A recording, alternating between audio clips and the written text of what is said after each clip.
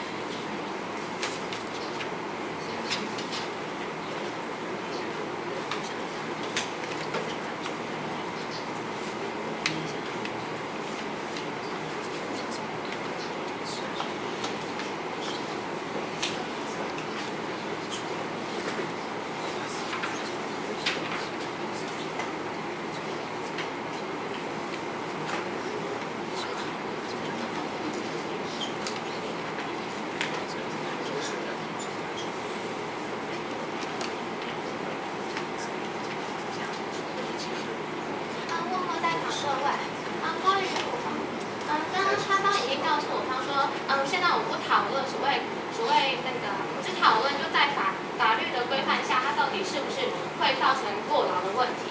那这边，他方有告诉我方说，我方规定工时上限会造成过劳，但我方其实不太清楚，你方过劳是指只要240小时就过劳吗？那我就先就这个讨论，只要达到240小时就过劳好了。那我想先告诉大家的是，我们今天那个劳资双方所订定的契约是要送检的，而我们送检制度其实是非常严格的。像我们这边已经提到一条，会审查劳工之工作之性质及劳动密度，并确保工作内容无损及劳工之健康及福祉。必要的时候，我们可以实地的去查或函询有关单位的意见。也就是讲说，其实今天我会通过这个契约，代表了你的健康疑虑是没有问题的，我才会通过你的契约。而且后面还有讲到说签订约定书之劳工得依准规定标准向雇主提出修正意思表示，如果雇主拒绝修正的话，他可以依照劳资争议处理法规定，然后提出调解或仲裁。也就是讲说，如果我今天是一个劳工，我真的认为你会造成我过劳死的话，那我可以向劳委会提出，我认为我的契约是不合理的，我可以要求雇主去修正它。其实我不太懂为什么，就是劳工明明知道自己会过劳了，还是会依循着我们的法律这样，依循我们契约这样走下去。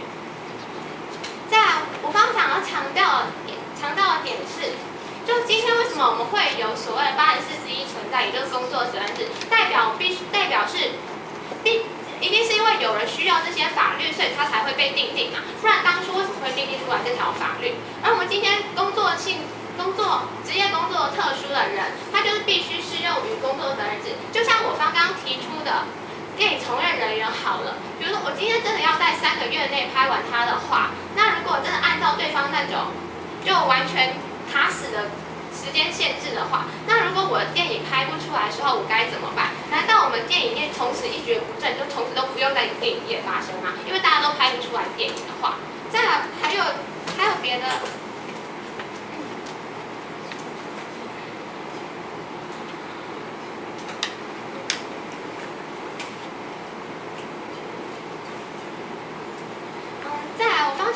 重申一次，我们所谓的工时上限的弹性到底是弹性在什么地方？我们今天会定出来，当然还是不想要损及劳动健康，所以我们才会定出一个上限。而这个上限就是为了保障劳工他的基本健康嘛。但这不代表我们现在就没有弹性这回事。我们可以排定他的休假还有例假，我们可以可能说，比如说电影业的需要，我们可以在3个月内都把你的排休排到3个月后，或者怎么样进行。所以其实我们的工时上限是不危及，是健康跟弹性是没有冲突的。我先到这边，谢谢大家。请正方一辩上台质询。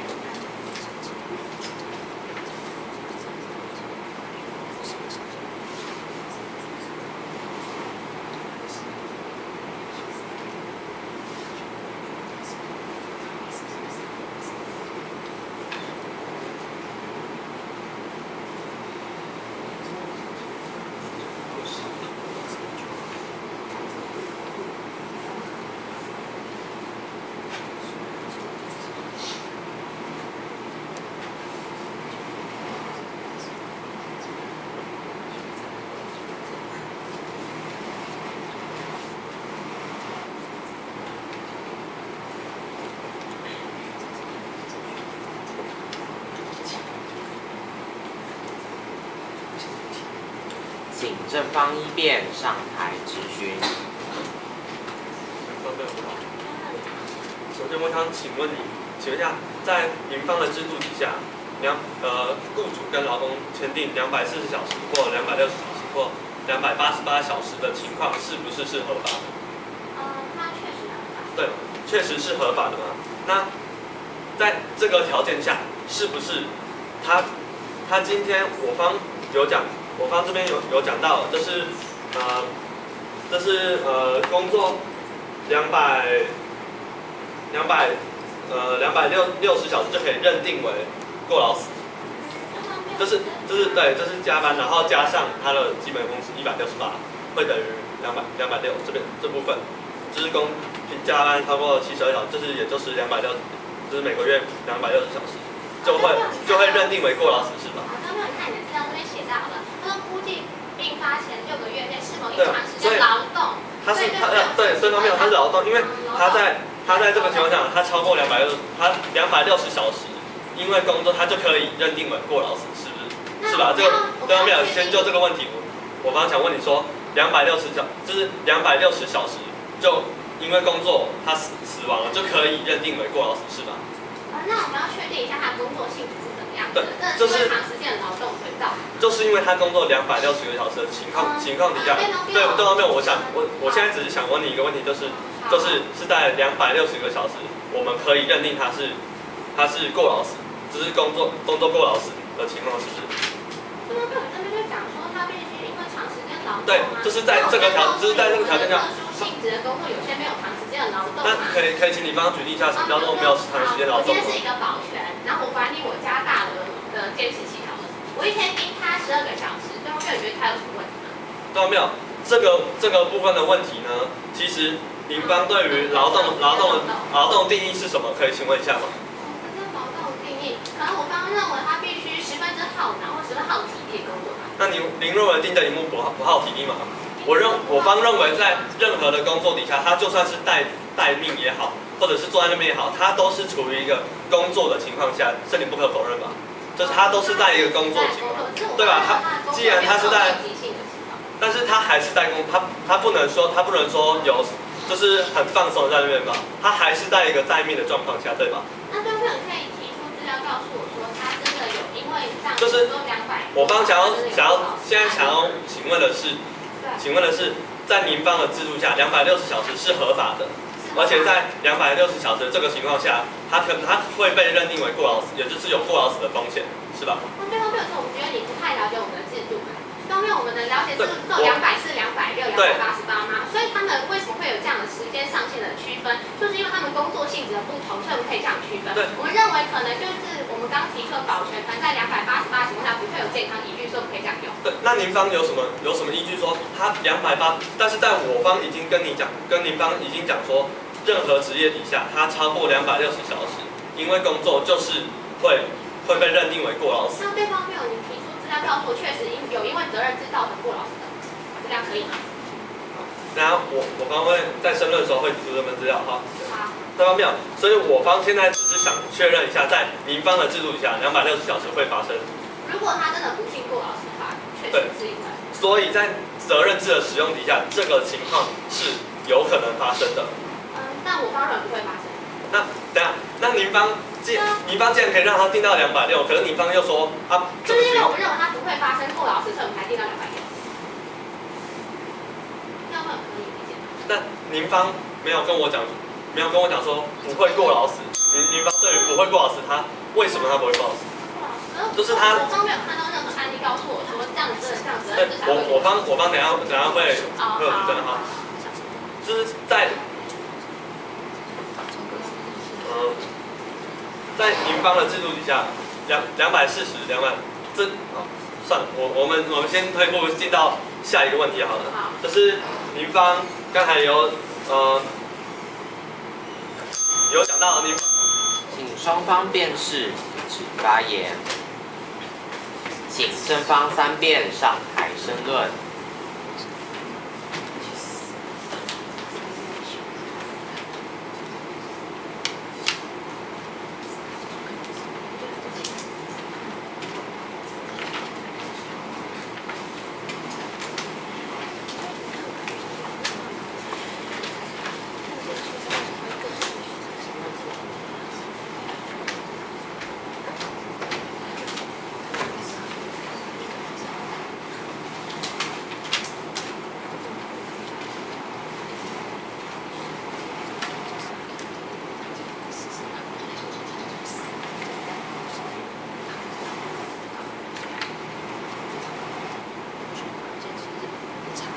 首先来看一下，今天对方辩友对，今天来看一下我们场上的攻防。今天我方认为责任制的存在会造成三项弊害。第一个是会造成过劳死的情况，也就是我们场上最常在讨论的一种情况。第二个是加班，再来我们接下来会针对所谓加班费问题和社会角色不彰显的问题来进行讨论。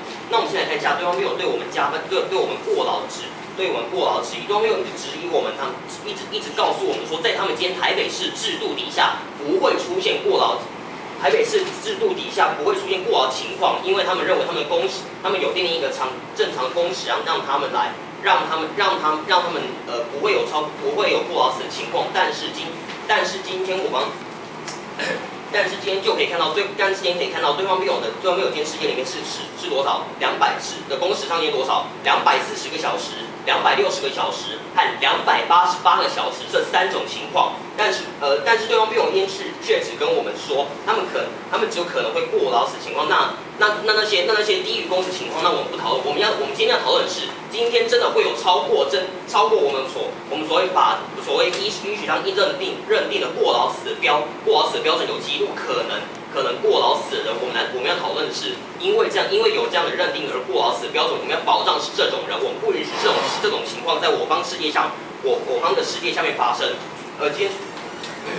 而我方在这里对于对方没有对我们要的案例，我们可以看到说，今天有一个保全人是适用责任制的一个东西，他今天有个47岁的保全人员担任保全工作3年，但是他今天被认定为过劳死，因为他经调查发病前1个月加班次数96个小时加上人们168小时，是274个小时，很明显已经超过了所谓的过劳死的标准，所以针对对方辩友所谓提出疑问来做一个澄清。然后我们再来看到今天我们还另外2个点，第一加班费的问题和社会角色问题。首先针对加班费的问题来告诉大家，今天我们都知道为什么要定义责任制。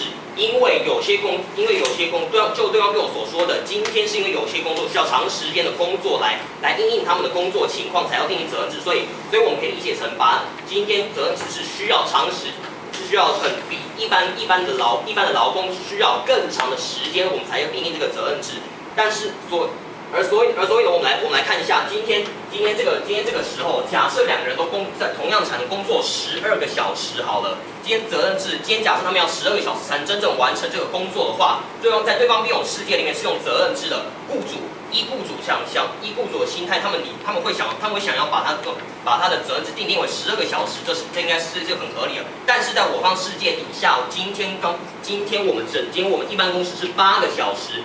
而加班工时是最多4个小时。假设这样子的话，我们今天可以看到，我们比对方辩友多领了这4个小时加班费，是对劳工这是对一个劳工的一个这是一个长时间工作对劳工他们应有的一个回报。而再来看应有的回报，他们可以领到他们应有的加班费。而再来看工时过长所造成的社会角色的问题。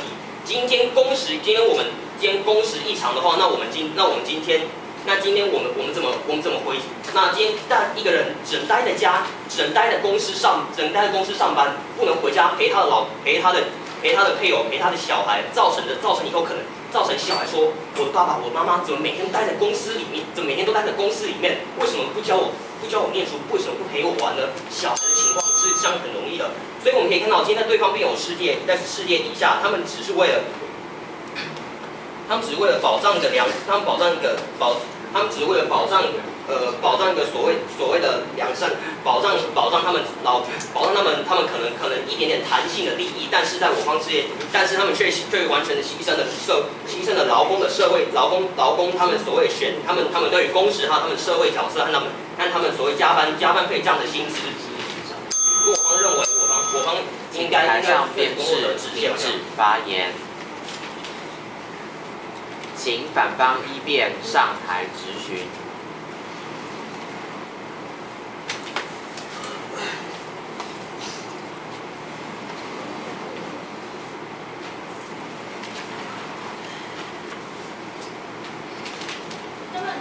好，那你刚刚是不是提到一个，好，那刚刚有些问题很好，所以今天都没有认为啊，其实今天责任制的问题在于工时。工时什么样的工时？刚刚说可能责任他工作时间比较长，然后都没有觉得是有问题。工时过长没错。你觉得始终问题也在这里？工时都没有，你所谓的工时是指什么样的工时？就是当没有你刚刚说的啊，是你觉得工时为什么可能不好？都没有，我方尤其指的是他们延长工时的问题。所想问你的问题就是当没有所以你觉得今天责任制啊，它其实你觉得问题很大，然后在于是你是觉得在于说是工时。在他们延长工时的时候，他们所出现种种弊害，这是我方想保障的。好，所以当没有今天认为其实是说今天责任制的问题呢，其实在于工时。那好，当没有这个问题，就是今天你刚刚画那个图嘛，所以今天其实你觉得说今天你们在就是在民方的状况下，其实是有加班费，然后我方没有。是这样子没错。好，那这样子的话，就变成说对方的时间跟我方的时间是一样的，只是对方没有加班费，可是对方没有，你这样子就其实我们两方时间都是一样的，了解吗？为什么是一样的呢？因为你刚刚在画这个图呢，其实我们两方都是12小时啊，所以对方没有，其实今天假如是我们两方，其实两方时间都是一样的。不是对方没有，我举这个例子是告诉你说，同样的产能，同样需要工作时间之下，我给你看一份资料，这份资料其实是今天就是新北市政府它订定的84这一条新的工作标准。你看到它第一条的保全业人员啊，今天呢其实是不得超过168小时。所以当没有你那个资料特别就这一下，是不是违法？什么样的资料呢？就是当没有说就是保全啊，保全啊所以所以保障168个小时，所以表示说我们今天一天只能工作8个小时这样子吗？当没有，其实我今天疑问的是啊，其实保全很多不同种，因为其实我今天有可能是，我今天其实是在就是这边大楼这边啊，就是帮他送信件啊，或者是就是看电视戏，然后喝个茶跟邻居聊天。可是当没有，其实我们今天有另外一种保全呢，他今天是就是运钞车的保全，那今天就是每天要重装，然后就是带很大的那个装备啊这样。所以我方认为，其实你这个保全会不会是他跟保全漏洞，或者因为他其实根本就不合法。那所以因为他今天也没有说清楚说我这个保全到底是怎么样。那你看到没有？他这边也写啊，他说这个保全只是工作274小时。可是对方民方只是也提出这份运钞车保全的告诉我说，真的会有这样情况。可是，在对方没有事件里，的确是会有像我方举出这份资料。那我问你哦，资料的情况是吧？对方有是违法没错。对，所以今天既然是违法的责任制，那今天怎么会是责任制的问题？告诉我。对没有？所以你今天一直提到就是工时过长的问题。可是其实我方今天想要说的就是啊，对没有？他提这工时过长的问题，其实在责任之下是违法的。那对没有？你怎么会觉得说，因为今天这个就是他今天违反了责任制，我们就要负责任？先让我们解释一下。在违法对没有？说你的意思是在违法的责任制本身是违法的。我今天想要问的问题是啊，就是今天对方没有他提出了超时工作，那对方没有说这个超时工作是违法的，那对方没有他就说这个超时工作违法，这是责任制的问题。都没有一点澄清，对方没有超时工作是违法，在我方在今超时工作是违法，对方那对方没有，我想请说到底我方想表达时间超过我们两个都有订定的工时上限，如果超过就是违法的吗？超过了今天我们所订定的工时上限，不管是我方所订的168小时加上加班工时来说，对方没有所说240、260或288小时。好，这是违法行为。这是点澄清。